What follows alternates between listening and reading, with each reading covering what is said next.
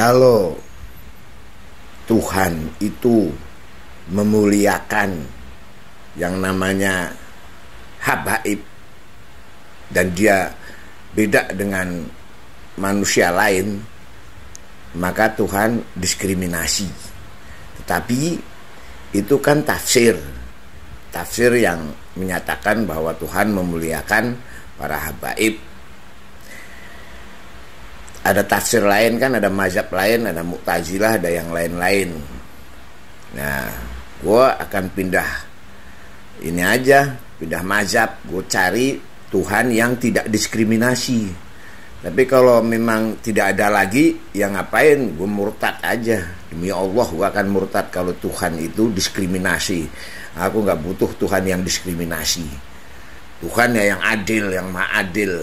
Kalau gak adil, diskriminasi, syara, gue murtad demi Allah. Tapi gue belum akan murtad, gue akan mencari mazhab yang lain dulu.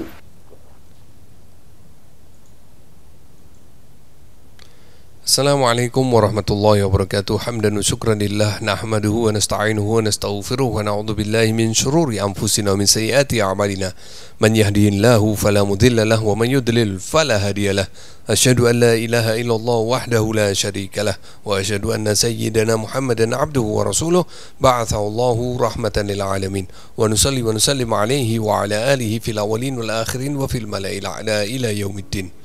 Alhamdulillah, jumpa kembali bersama Aventador 007. Ya, tadi kita sudah saksikan bersama video dari Bapak ini yang sangat memprihatinkan sekali isinya, yang mana beliau entah itu secara sengaja atau tidak sengaja telah jatuh murtad atas kalimat-kalimatnya sendiri. Dan ini tidak lepas dari informasi-informasi yang beliau dapatkan dari Imaduddin Al-Bantani, Fuad Pleret, Ihya Salafi. Akhirnya terbentuklah sebuah pemikiran yang akhirnya seperti beliau ini. Kasihan beliau ini, di usianya yang senja malah jadi seperti itu. Nah, beliau ini sebenarnya terpengaruh oleh siapa?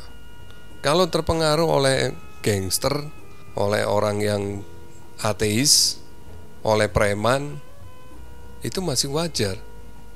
Tapi ini terpengaruh justru oleh orang yang dipandang oleh masyarakat sebagai ulama dalam tanda kutip.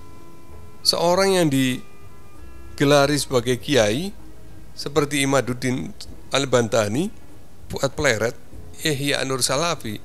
Tapi ketika orang mendengarkan omongannya, kok jadi seperti ini? Hati-hati. Apa yang keluar dari lisan kita kelak pasti akan dimintai pertanggungjawaban. Apalagi bila yang bicara itu ulama su. Kalau hanya demi kedudukan, hanya demi materi, mengorbankan keutuhan umat sehingga menghasilkan orang-orang seperti dia ini, ya betapa rendahnya kalian. Kasihan dong. Dan ini bukan satu-satunya. Ada lagi yang lain-lain. Ada yang mengyahudi-yahudikan tuh sahabat tuh. Dan rata-rata usianya udah sepuh semua tuh. Kasihan. Sewajarnya orang yang sudah lanjut usia itu justru lebih banyak mendekatkan diri kepada Allah Subhanahu wa taala, lebih menjaga lisannya, lebih menjaga tingkah lakunya, karena merasa waktunya sudah dekat. Walaupun yang namanya maut itu nggak mesti ke orang yang sudah senja. Yang muda-muda juga banyak. Tetapi kalau sudah sepuh, apalagi sudah putih semua, ya lebih waspada. Nah, tapi yang kita lihat fenomena terakhir ini justru banyak orang-orang sepuh-sepuh itu yang tiba-tiba menjadi vlogger, bicara ngawur-ngawur yang bisa mengeluarkan dia dari keimanan. Ini tadi sudah sesumbar mau murtad, sudah menantang Allah, sudah mengancam Allah. Yang satunya lagi meyahudi-yahudikan saudara seimannya. Padahal Nabi SAW mengatakan, siapa yang mengkafirkan saudaranya sesama muslim, kekafiran itu akan kembali kepada dirinya sendiri. Ya, memprihatinkan sekali. Mungkin bagi orang-orang ini karena kedangkalan ilmunya, karena kedangkalan imannya, dianggap itu cuman ngomong-ngomong biasa aja, nggak ada artinya, nggak akan berpengaruh apa-apa. Padahal itu yang mereka sampaikan tuh perkara berat yang pasti akan diperhitungkan.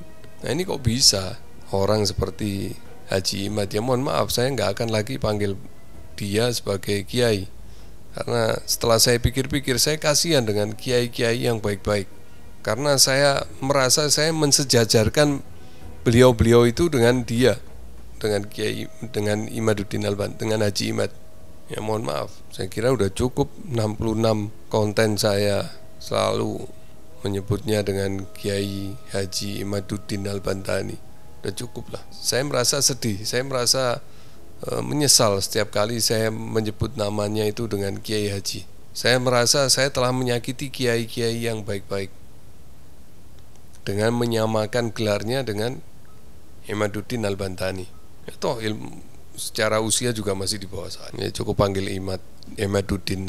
Kalau saya panggil Haji Imaduddin, saya juga kasihan dengan haji-haji yang lain. Banyak orang yang digelar haji di Indonesia sini yang orang-orang baik, banyak. Saya kasihan sama mereka kalau saya menggelari Imaduddin dengan gelar yang sama untuk mereka. Jadi harus ada pembeda antara orang baik dengan orang tidak baik. Jadi apa yang dibawa oleh Imaduddin, yang dibawa oleh Fuad Pleret, yang dibawa oleh Yahya Nur Salafi ini telah menghasilkan orang-orang seperti bapak ini. Dan jumlahnya banyak. Dan ini akan menjadi dosa jariah bagi mereka. Ya, kita doakan semoga mereka-mereka ini kembali ke jalan yang benar. Saya kira itu aja yang bisa saya sampaikan pada kesempatan kali ini. Wabillahi taufiq wal hidayah wal afu minkum. Wassalamualaikum warahmatullahi wabarakatuh.